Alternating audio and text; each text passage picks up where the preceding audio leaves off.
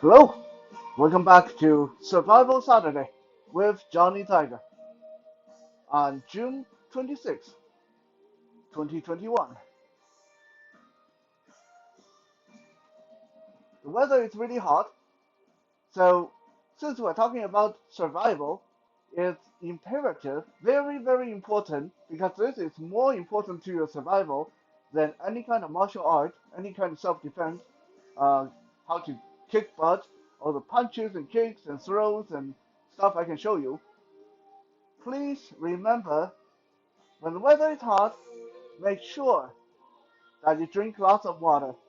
Make sure that you adjust your water intake depending on your activity level.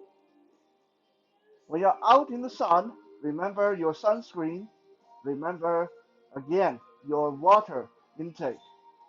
It is good to be out in the sun, but be careful, okay? Sunstroke, no fun. Also, this time of the year, you are more likely, well, any time of the year, but especially this time of the year, you're way more likely to run into a way bigger threat to your safety than muggers and bullies and stuff like that, which is fire. It can be a house fire, it can be a wildfire, so please make sure that you have plan B ready. Uh, if there's a fire, where are you going to go? What are you going to take? How are you going to bail out? Where are you going to exit from? Keep in mind, depending on where you live, but if you live in a large city like most of us, then you might want to tailor your bailout bag depending on uh, your needs and situation. What I mean by that is, a lot of people, when they make their bailout bag, their emergency bag, they are thinking about things like the end of the freaking world. They're thinking about the zombie apocalypse. They put machete, then put a machine gun, then put shotgun. They put like enough canned food for a week. And they put this and that and a whole bunch of stuff in their bailout bag, which is not a bad idea. But if today you run into a fire and things burn down all around you, you need to grab things and go. You need a lighter bailout bag. You don't need your machete. You don't need your machine gun. You don't need all that month's worth of canned food. Okay? So your bailout bag, in the case of a fire or an earthquake, should be a lot lighter and a lot more practical. You need your medical stuff, of course. You need, hopefully, a spare charger or battery bank, power bank for your phone.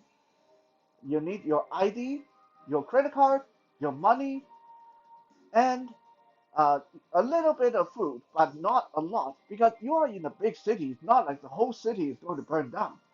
If it's just your house burning down, I hope you have some good friends. I hope you made some good friends.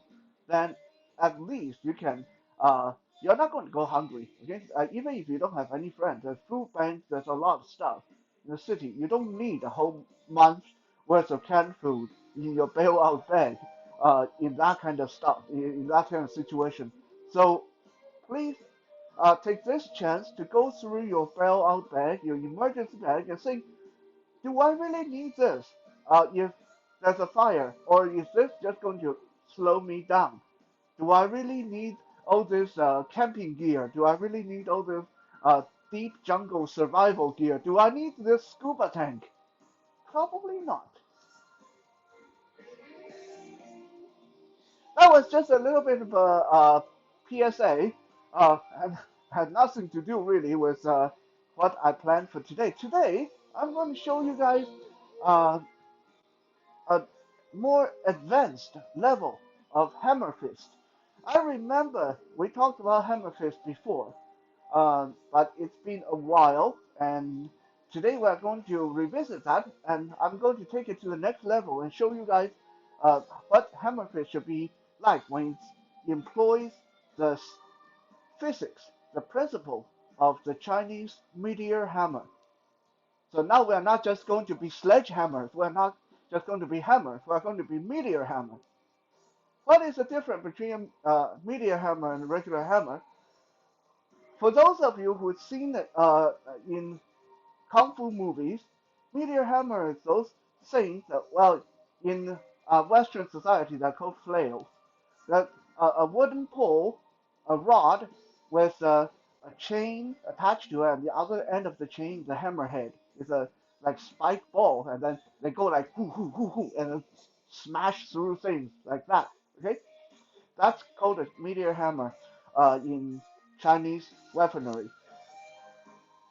So why is the meteor hammer one of the most devastating melee weapons of its time? Because of the force it is able to generate. And luckily for us, we can learn from that and tap into that force, which is a centrifugal force, a circular force uh, generated by moving, swinging in a circular motion rather than like kinetic force, which is mostly from point A straight to point B. The circular force has been used a lot in Chinese martial art, in Wing Chun, in praying mantis, etc., etc. And there's a reason for that because it's easy to generate a massive amount of power using a circular force, a circular motion, without having to expend a lot of energy. So, a quick recap.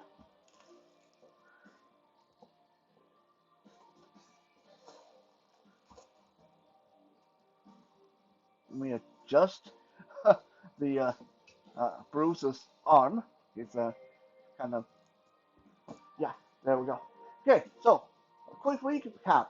In our basic hammer fist tutorial, we learned about chambering over the shoulder, chambering across the shoulder, and then use our body, use our leg, our hip to whip it in a diagonal downward motion, like you're swinging uh, a whip. You're whipping it from point A to point B.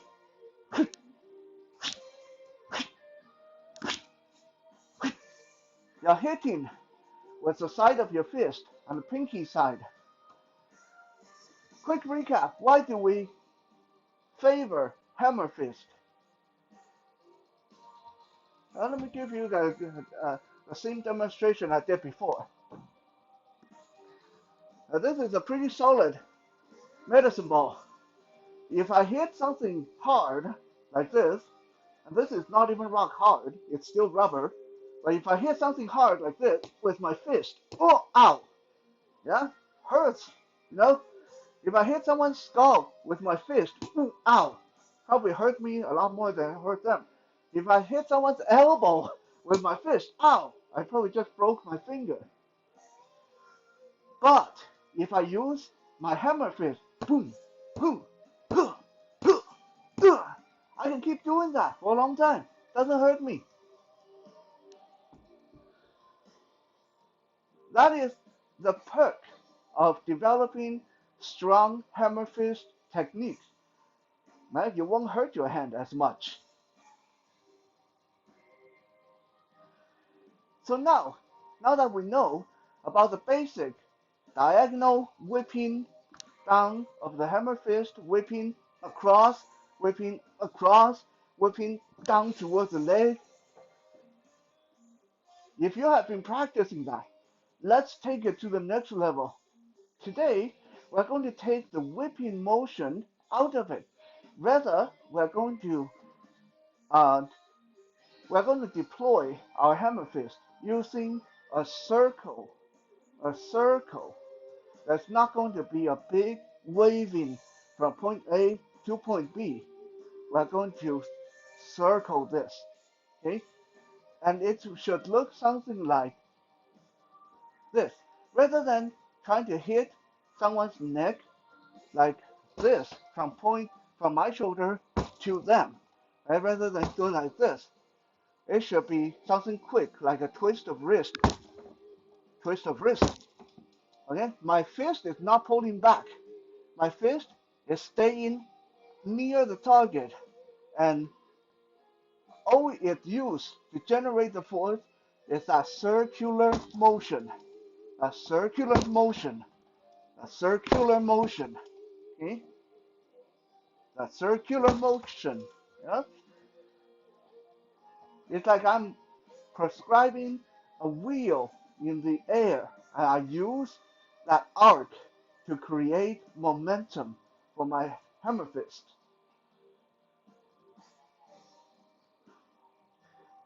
The beauty of this is now it hit a lot harder.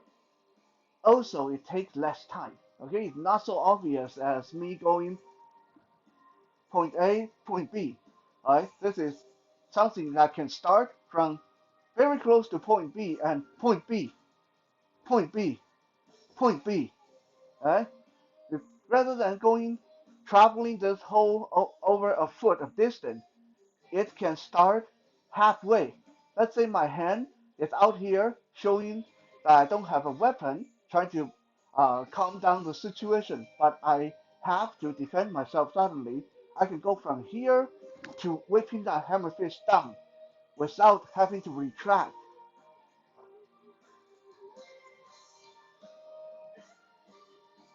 With this, we can, of course, circle and hit the neck, the collarbone, like this.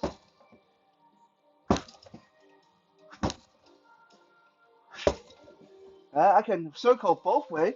I can circle clockwise to hit the right side. I can circle counterclockwise to hit the left side. Right? And I can also employ this same principle and fire my hammer fist straight forward, which is hard to do with a basic point A to point B kinetic swing. Okay? How is this done? Let's say my hand is out here showing the guy I don't have a weapon, and the guy is not letting the matter rest. I can simply close my fist, and this is going to look something like that. My circle starts near them. I circle my fist back and back out. I can hit them in the solar plexus or in the face with my hammer fist or solar plexus face. Right?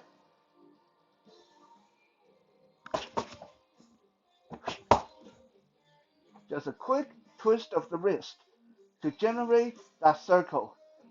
Circle down, circle up. Circle down, circle up. Right? That's two hits in less than a second. Circle down, circle up. Circle down, circle up. And I only use one hand. Right?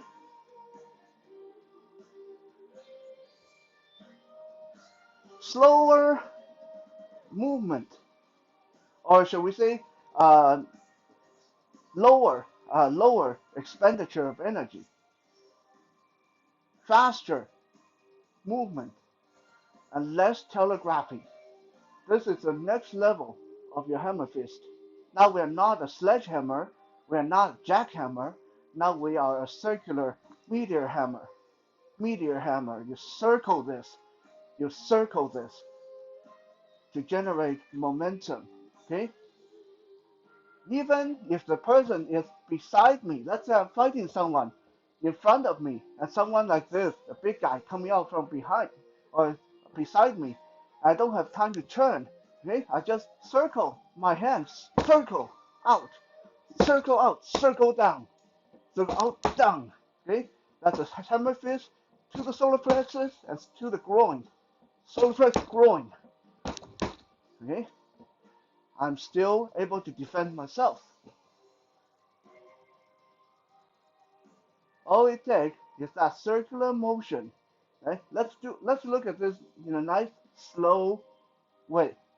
Because I know if it's fast, it just blurs. Right? So let's say I want to hit someone who's coming from my right, from my hand in front of me, defending myself. I circle down, circle, down, and circle back up. Growing solar plexus or growing face. Or I can go the other way. I can go face growing, solar plex growing, solar plex growing. As you can tell, my upper arm actually moves very little. All the circle generate from my forearm. Boom, boom, boom, boom. Right? And I can still deal with the person in front of me, still using the same hand. Circle up, hit the guy beside me, circle down, hit the groin beside me, and then circle forward. Circle forward. Fire this straight forward. Right? All in one hand. Now, let me show you on this uh, striking pad the difference of the kind of hammer fist. If I hit this with a regular point A to point B whipping hammer fist, boom, boom, boom, you can see, because this is such a short distance, okay, this is such a short distance, I'm holding the pad myself. I can't generate hardly any momentum, I can't generate hardly any strength. Boom, okay, I'm swinging as hard as I can, but you don't see much reaction. Now, watch this. If I circle like a meteor hammer,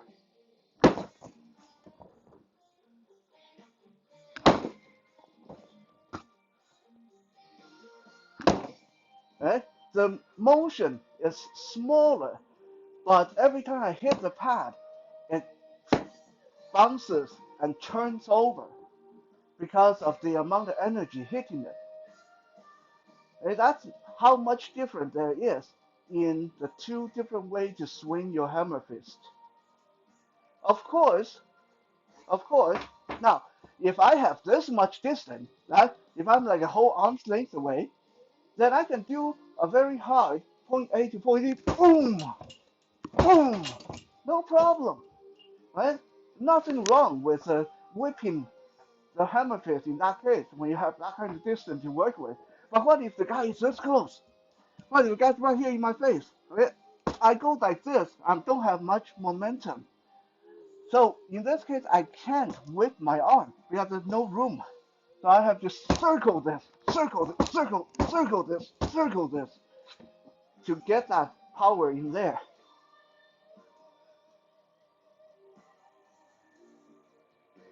Let's look at another demonstration. Okay, this one will be much more fun, right? This is a rebreakable roofing tile we use for board breaking, right? And I'm going to show you this is one of the hardest way to break a board is you holding it like this. Usually, if you have someone, a partner, holding in both hands in front for you to break, that's easy. Okay? That's a lot easier because it's stable. It's stable, right? But for me, I'm holding it myself. I'm holding it in my left hand, and not very tight, so it will bounce. It will bounce like this, right? It's almost impossible to break it unless you generate a lot of force in a very short time. Okay, let me hold it like this. If I hit it with a standard whipping kinetic hammer fist, pull, pull, pull, push. You see what happened? All it does is bounce. Okay? There's not enough energy hitting it. All it does is get pushed out of the way. Right? Now, watch this. If I circle my hammer fist, I don't even need to do it very hard. Gone. Bye bye. Okay? Break that like it's made of tofu. No problem. That's how much energy a circular hammer fist has as comparing to a point A to point B kinetic hammer fist. Also, once you master the circular motion, then you can start transferring this to any kind of short range blunt instrument, like a hammer, like a stick, or an empty training gun, an empty training gun. This is like the most non-threatening thing. Like, can you imagine someone coming at you and all you have to defend yourself with is a plastic gun in your hand? But watch this. Employing the circular motion with this gun in my hand,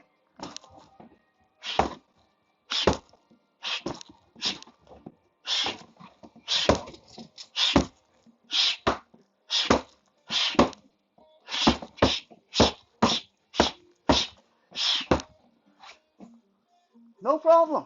I can hit super hard with even with something like this in my hand. Can you imagine if this was a real gun, a metal with a metal barrel? Okay?